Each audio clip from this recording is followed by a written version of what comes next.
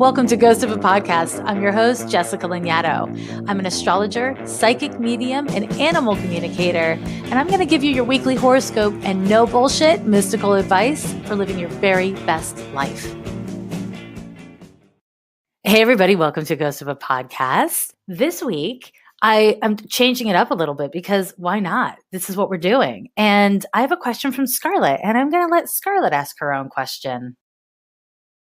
Hi, Jessica. My name is Scarlett, and I love your podcast, and I love everything that you write and everything that you say. It always resonates very deeply with me, and I wanted to ask a question about motivation. And there are times where I get really motivated and I do so much and I show up for myself, and there are other moments where I'm just laying on my couch, not wanting to move, not wanting to do any of the things that I have a lot of passion and love for. So I wanted to know, I don't know how you could answer this or if that's possible, why can't I get motivated, or what stops me from being motivated, or continue to stay motivated. My birthday is April 10th, 1991. I was born at 5:45 a.m. and I was born in Colombia, Pereira. That's it. Thank you so much for sharing everything that you do.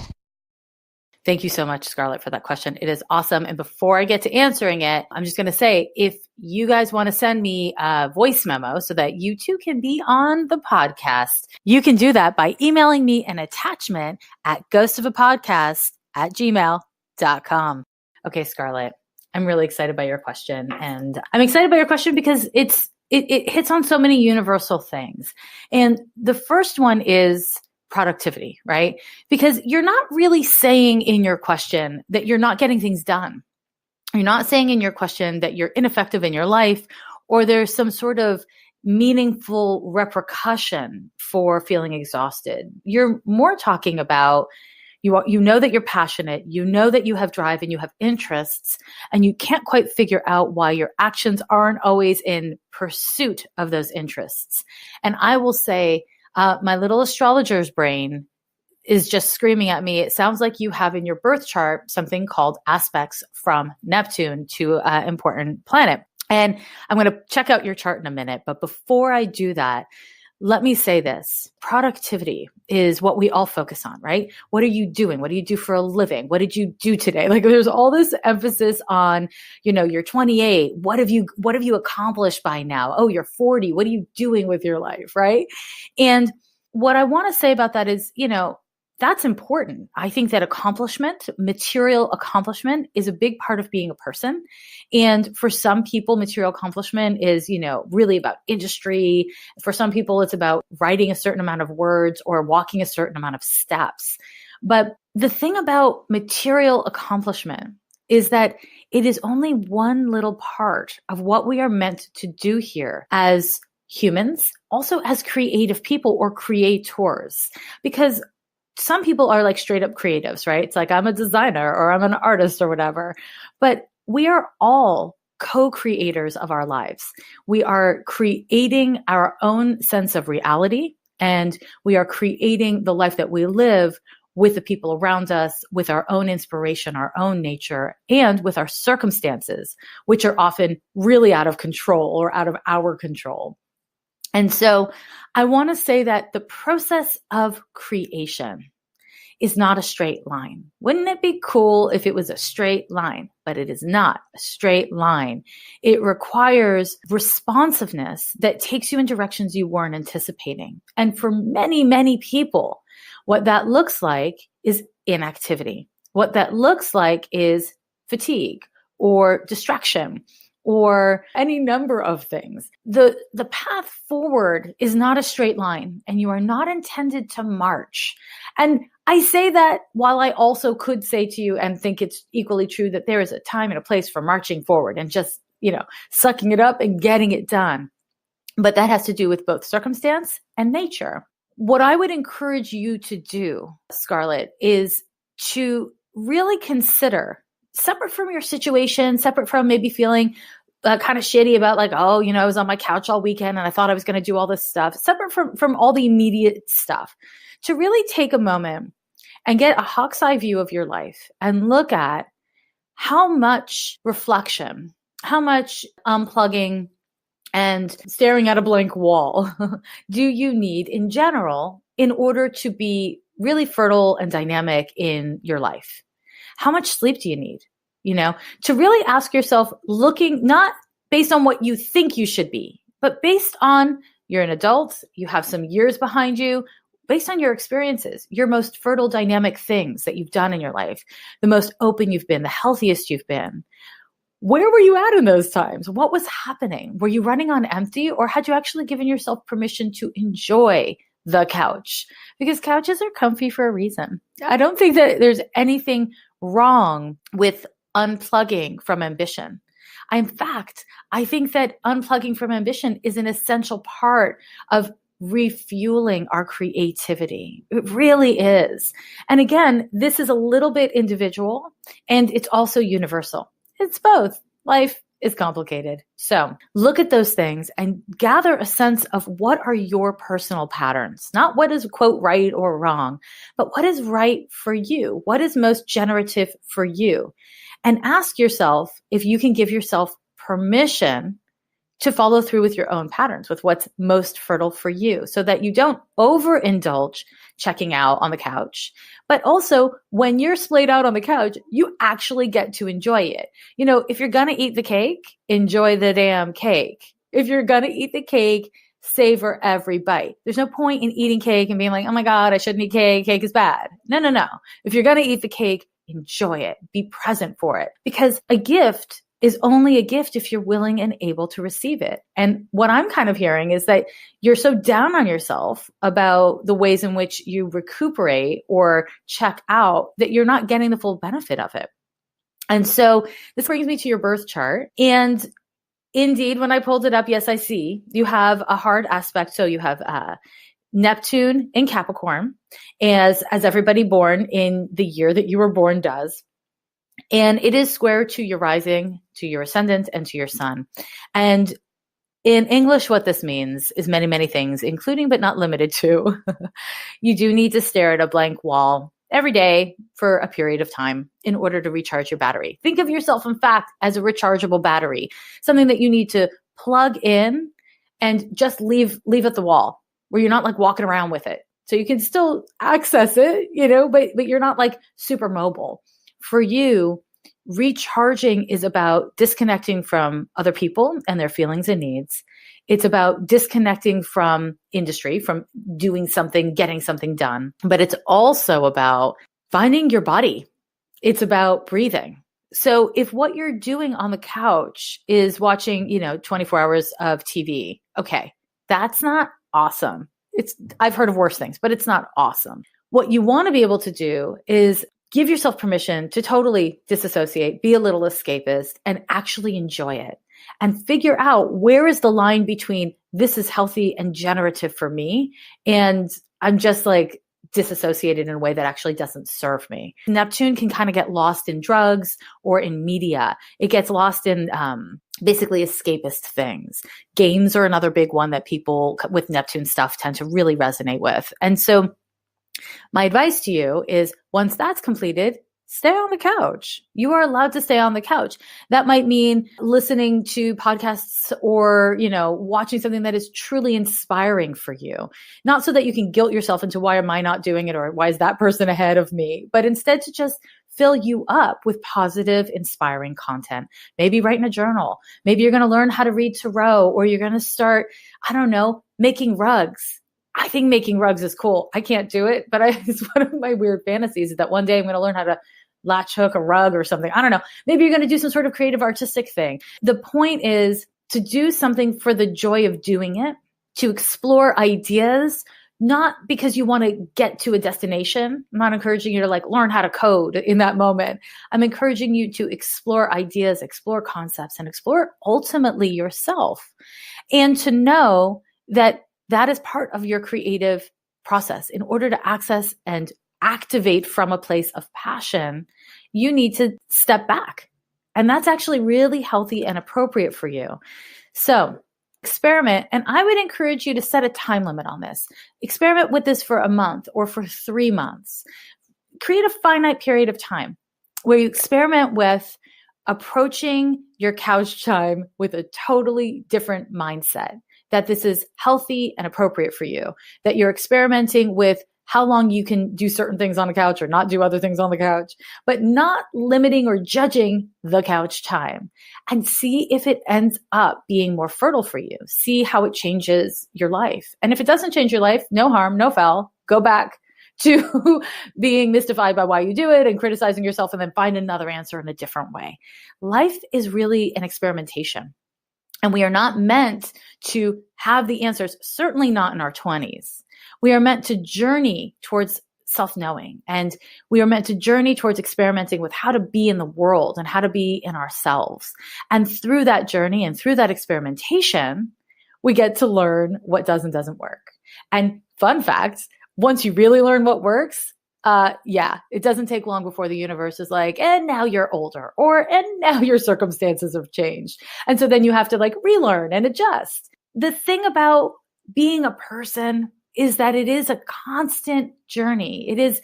It requires flexibility and adjustment and a willingness to accept yourself, and not carte blanche, do whatever the hell. No, but to accept where you're starting from, and to collaborate between your nature and your intention, your goal and where you're starting from, your energy level, your resources.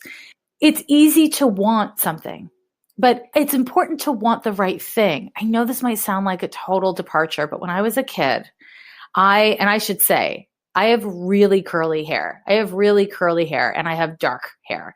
And when I was a kid, I used to go to my mom and I'd be like, hey, I need this haircut. And I would only ever show her blonde, straight, stick straight, blunt cuts. And she'd be like, I can't give that to you. And I thought, man, she didn't like me. She was fighting me. She was my basic enemy number one. I couldn't understand why she wouldn't give me what I wanted. And it was because it was literally impossible. I wasn't accepting what I look like and what I was. And I was focusing on girls who had things I would never have, that were something I was not. And that level of disconnect, that level of not accepting the self, I think most of us can identify with. And, we could talk about this around looks, but in the context of your energy level, how you engage with goals or passions, this is just as real. Don't compare yourself to somebody who's made of fire and all they want to do is go, go, go, go, go. If you yourself are only like that part of the time, compare yourself only to you, because in life, regardless of how competitive you are, it is really about your personal bests. When we get too caught up in what other people are or aren't doing, when we compare ourselves to others, we lose. No matter whether or not you win on the surface. The only way to truly win is to bring all parts of yourself along for the journey. And so this means not criticizing yourself for what you are, but instead being like, oh, wow, this is not how I want to be. Okay. So how can I start to change it? Is what I want to be actually who I am? Is this in my nature? And if it's not, how can I adjust my goals to better meet my purpose, right? So I hope this has been helpful, Scarlett. I really appreciate your question. Thank you so much for calling in, and stick around for your horoscope. Hey, everybody. Welcome back to Ghost of a Podcast Astrology Corner. I'm so happy you're back with me here. And I want to talk about a little something called the outer planets. I want to talk about it for a hot minute before I give you your horoscope. And if you follow my work, you know that I am obsessed with the slower moving planets in astrology, especially Saturn, Uranus, Neptune, and Pluto. I really believe that in individual birth charts, when we have hits from the outer planets to the inner planets, so aspects between those two planets in our birth charts, that's where we have our biggest issues. And when I say issues, I don't necessarily mean bad issues. I just mean our deepest issues. And so often our greatest strengths, our strongest compulsions, our deepest and darkest blind spots, those are all articulated by the outer planets. What's even more fascinating potentially to you is that these outer planets also define and articulate or reflect, however you want to think of astrology, the generations that we're living in, or the generations before us, or the ones that are yet to come. They are generational planets. What I think is really fascinating about that in this particular moment is we have Saturn and Pluto both in Capricorn, this heavy reality-based sort of energy. And it's very action, consequence oriented stuff. Uranus is in Taurus, another earth sign. It is really about what we value, who we value, how we express and experience that value. It's very, very real life stuff. And we also have idealistic and dreamy Neptune in the sign of Pisces. So it's its natural placement. It's a very strong placement. And Neptune moves so slowly that this is actually an incredibly big deal. And at this time in human history, and I'm not going to say that this is like a crazy time in human history, although I totally think it is, but I think most times are really crazy in human history. So this is our time. What I'm trying to get at here is Neptune and Pisces. Neptune and Pisces is covering an expanse of time in which we are voting for who should win on game shows, or we are voting on like social media posts where like we're just like blowing our opinions into the wind about stars and what they said or did and all that kind of stuff, but we're not necessarily getting to the polls to vote in our system. We have so many distractions. We have more distractions now than we've ever had. And Neptune is glamour and media and distractions. It is a planet that governs disassociation and escapism. It's also the planet that governs idealism, empathy, spirituality, and not theoretical spirituality, but heartfelt spirituality. And so in this period, we as a society, we as a people are really being called to look at what we are putting our energy into, and is it proportionate to what we care about? This is a period where I have always had a concern when I saw Neptune coming for Pisces, that we would really, as a people, check out, that we would disassociate from negative or difficult emotions or negative or difficult conditions, because there's so many ways to do that. There's, drugs to do that with, there's media to do that with. I mean, the thing about algorithms, right? Like on social media and everything, is that they feed you more of what you want to see. They feed you more of the same. And so we might not even be aware that we're doing it, right? We might not even be aware that we are only getting one perspective and that we're not being challenged to expand our view of the world. And this expanded view supports us in having greater empathy. And empathy is a hugely important thing for all of us to have. I say all of this because I really, really mean it. I say all of this because it's really relevant to what's happening astrologically.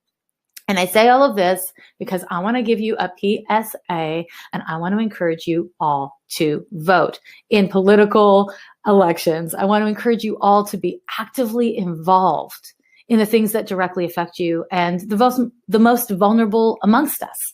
And I want to encourage you to do this because the astrology implores you to do it. I want to encourage you to do it because I personally think that that's the way to go. Whether or not the system is broken, and it is for sure, invariably, super freaking broken. Yeah, totally.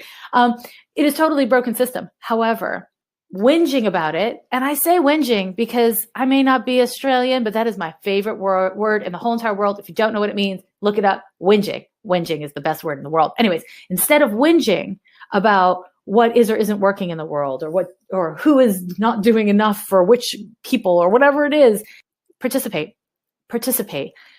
The outer planets in earth signs want us to do things IRL, adulting style. And Neptune in Pisces wants us to expand our sense of empathy and to work to protect the environment, to work to protect the most vulnerable amongst us. Whatever your ideals are, you get to promote them. Now, maybe you won't get your needs met. Maybe your vote won't go in the direction you want it to go. That's life. I'm not promising you sunshine and rainbows. No, sir, I am not. However, I think it's really important that we participate so that if things go sideways on us, we know we tried. And you can apply this to your personal life, my friends. You can apply this to your personal life. Be the change you want to see in the world.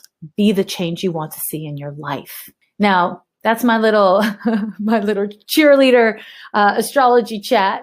And now to your horoscope. This horoscope covers the dates of September 16th through the 22nd of 2018. And man, does it start off with a bang. On the 16th, and I covered this in last week's episode, we have this really lovely Mercury sextile to Jupiter. It's a great time for seeking understanding and connecting with others. It's a lovely transit. And if you're really trying to figure something out or connect with other people, this will just be like the wind beneath your wings. And if you're not doing much, then it'll just be kind of a chill day. The thing about positive transits is you have to activate them. You have to use them. Otherwise, it just feels chill. The hard transits, you don't have to do shit. It feels terrible, which brings us to the 18th or around the 18th. So when I give you these dates, I'm giving you the date that it's exact, but you'll feel it on either side, a day or two on either side of the transit. So on the 18th, we have a Mars square to Uranus. This transit has the potential to be pretty explosive. Mars is the planet of the ego. It is our ambition and anger and irritation. And Uranus is impulsive and spontaneous and loathes compromise and loves innovation. So when these two planets form a square, which is a 90-degree angle, which is generally kind of a challenging transit or aspect, what we have the danger of is impulsive conduct that does not serve your best interests. So you want to watch out for irritation, agitation, being quick to react to things, quick to jump to conclusions. This transit is kind of difficult because it makes it so that you're chafing against restrictions. Authority figures feel like they're trying to harm you or limit you, which may or may not actually be true. This can be a time of great growth and development where you start to really see that the limitations you've accepted in your life or the limitations you're identified with are actually not necessary for you. Or you may just fuck it up. You may just put yourself in a position where you act out and it costs you more than you want to pay. So this is a great day, or these are a great few days for you to put into practice whatever it is that you know is best for you to do to stay calm within yourself, because this is not a calm energy.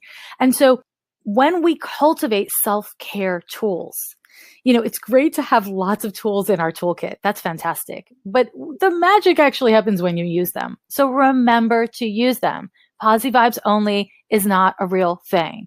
Life is not posy only. It's not positive all the time. It's just not. Having inner peace is not about only having positive thoughts or happy feelings. It's about being able to tolerate your own anger, your own irritation, all those kinds of feelings without acting on them in a way that is destructive to your life or to the people around you. It's about making creative choices within difficult circumstances, right? That's actually where peace comes from, is being able to kind of find that sweet spot. So seek it.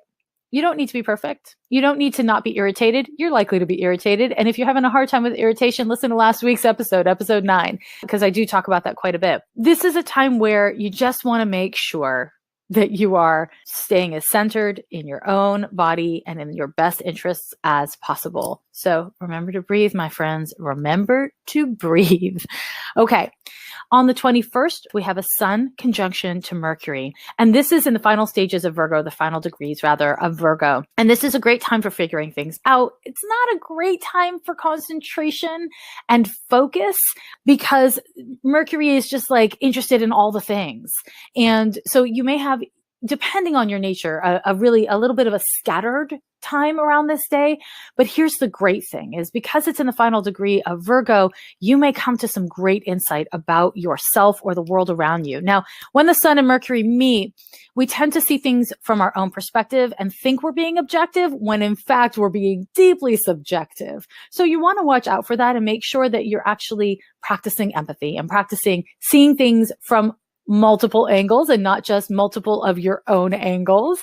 But this, because it's the final degree of Virgo, especially what you're going to be able to do is really figure some things out. So pay attention to insights or connections you make internally or with others around this date because they are likely to be really fertile and really useful to you.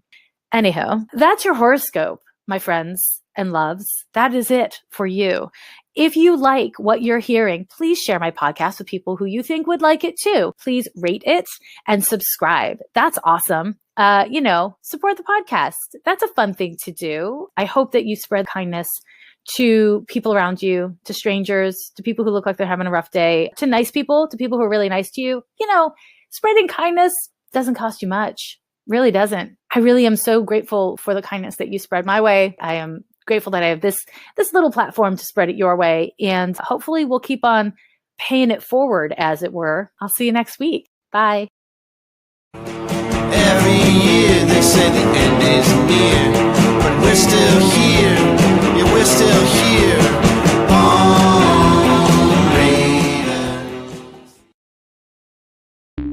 The podcast you just heard was published with Anchor. Got something you want to say to the creator of this show? Send them a voice message using the Anchor app, free for iOS and Android.